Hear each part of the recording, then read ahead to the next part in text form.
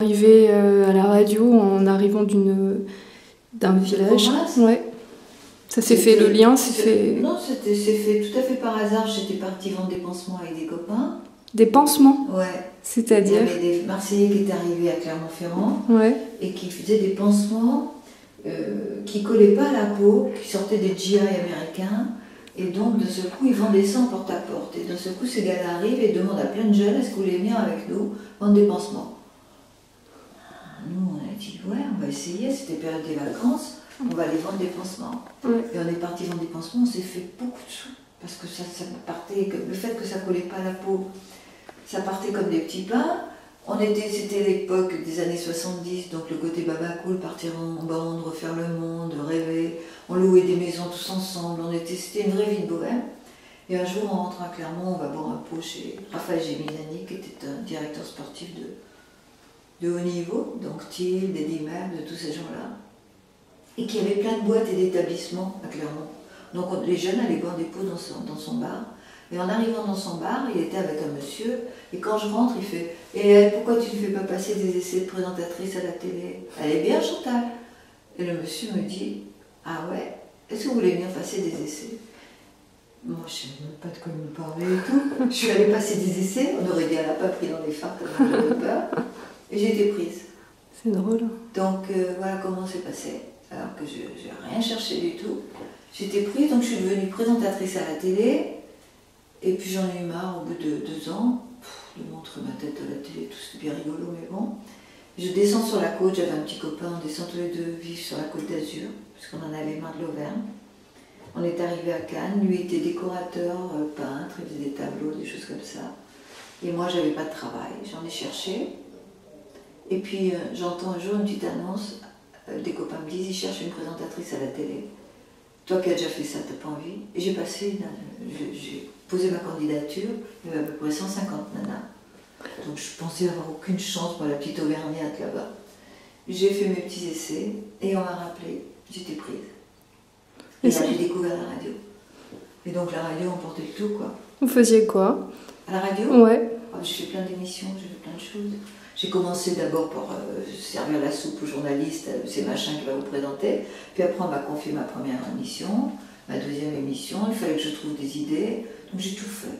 J'ai fait des médecines douces au troc, en passant par les émissions cinéma, par les émissions théâtre, par les émissions... tout ce qui était possible de faire. J'allais être chez Homo, les hommes politiques, j'ai évolué, j'ai passé 10 ans là-dedans, 10-12 ans. Et j'adorais ça. La radio, c'était l'univers que j'ai préféré. Parce que je trouvais qu'il était libre. Et moi, je pouvais laisser aller mon imagination, partir dans tous les sens, proposer des sujets et les faire. J'avais été en stage à Radio France pour apprendre le maniement du Nagra, le montage et tout. Donc j'étais complètement responsable de ce que je faisais. Et voilà. Et c'est parti comme ça. Et c'est comme ça que j'ai été amenée à rencontrer Bruno. Et après, on a fait nos premières émissions d'humour, qui s'appelait Bzz, avec Philippe Carrel, sur la Côte d'Azur. Bzz, parce que comme j'étais présentatrice, c'était moi qui faisais l'annoncer. D'accord. Rien que de m'imaginer en train de faire, voici maintenant, Bzz. Voilà, c'était aussi simple que ça. Ouais, c'est drôle. Pour fâcher la speakerine. Et vous aimeriez retourner un peu à la radio, enfin en refaire? On m'a proposé là ces derniers temps. D'accord. Mais voilà, c'est des choix de vie aussi. Il faut que je sois prête à le faire. Mais je dis pas non, parce que certainement qu'un jour j'y retournerai. Mais je ne veux pas attendre trop longtemps non plus. Il faut que j'aille vite. Mais j'adore parce qu'il y a une liberté de ton et j'aime bien parler. J'ai pas peur de parler. J'ai adoré parler avec les gens, les avoir au téléphone, faire venir du monde. J'allais dans des univers différents. Par exemple, un mec ermite qui habitait en haut d'une colline. J'allais sur des bateaux, j'allais dans des endroits particuliers.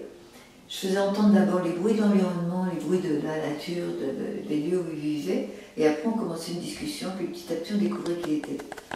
Tranche de vie, ça s'appelle. J'ai fait des émissions pour les femmes.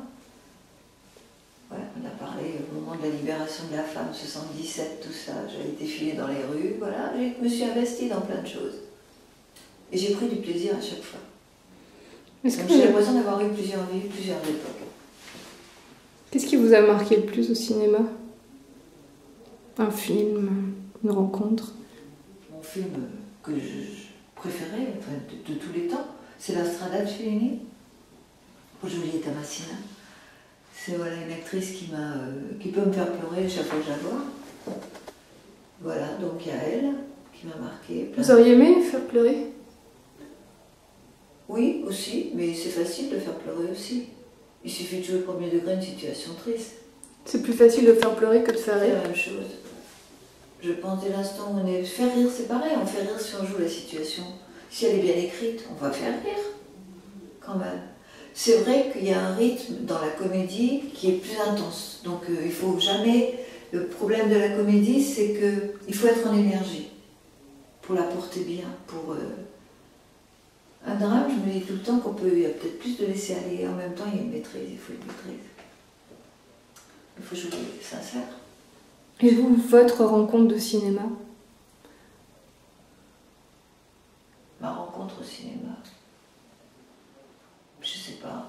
Il y a des tas de gens que je rencontre au cinéma. J'ai peut-être pas eu encore la grande rencontre au cinéma, mais j'ai rencontré des tas de gens passionnants, sympathiques et joyeux au cinéma. Vous attendez encore votre rôle? Non, j'attends aucun rôle, moi. J'attends du plaisir. Le rôle, je sais pas ce que ça veut dire. J'attends un rôle pour faire quoi? Si je suis bien dedans, si je m'amuse dedans, même si ça dure 2 jours, c'est ça un rôle pour moi, c'est de prendre du plaisir dans ce que je fais. Donc, s'il y a un joli rôle qui arrive, qui me touche, je serai ravie, évidemment. Mais je ne l'attends pas. Il sera là ou il ne sera pas. Et alors là, ce rôle de maman dans Vicky Banjo, qu'est-ce qui vous a séduit dans ce rôle? Déjà, la petite Victoria, quand elle est venue me voir, je savais que voilà, elle a su me vendre son film avec Denis, ils ont su tous les deux m'en parler. Et ça quelque part, je n'étais pas éloignée du sujet. Cette jeune fille qui veut devenir chanteuse, j'ai une fille pareille qui a fait ce métier, qui un jour m'a dit voilà, je veux faire ça, cette peur, cette inquiétude, je ne lui ai jamais dit non, parce que je savais qu'elle était tellement motivée, qu'elle avait envie d'écrire, qu'elle aimait ça, que la musique c'était en elle, que c'était tellement évident que je pouvais que dire vas-y, c'est dur, c'est un métier difficile, c'est des métiers pas tendres, c'est des métiers où tu vas t'en prendre, mais si c'est un métier que tu aimes, vas-y. Vous êtes senti proche justement, enfin Oui, et là la complicité de la mère et de la fille dans le film Vicky, elle me semblait naturelle. C'est ce que j'ai eu avec ma propre fille, c'est-à-dire qu'elle n'a pas eu à se battre avec moi pour m'imposer ses choix. Mon inquiétude, elle existait, effectivement, j'étais inquiète, et en même temps contente de savoir qu'elle avait une passion. D'accord. Ça fait plaisir, Ouais. vous savez, parce que quand on a une passion, quand on a une motivation, qu'on ne dit pas... Moi, je me souviens d'un papa qui me disait « Mais comment tu laisses partir ta fille aux États-Unis, mais tu te rends compte ?» Je dis « Mais toi, ton fils, moi, ça ne va pas marcher cette année, mais je vais le mettre en technique. » Je dis « Mais lui, il a envie d'être en technique ? Je vais le mettre. » Donc, tout dépend comment on a envie d'élever son enfant. J'avais pas envie de... Alors effectivement, après, de temps en temps, on sait que ça ne va pas être une vie de tout repos.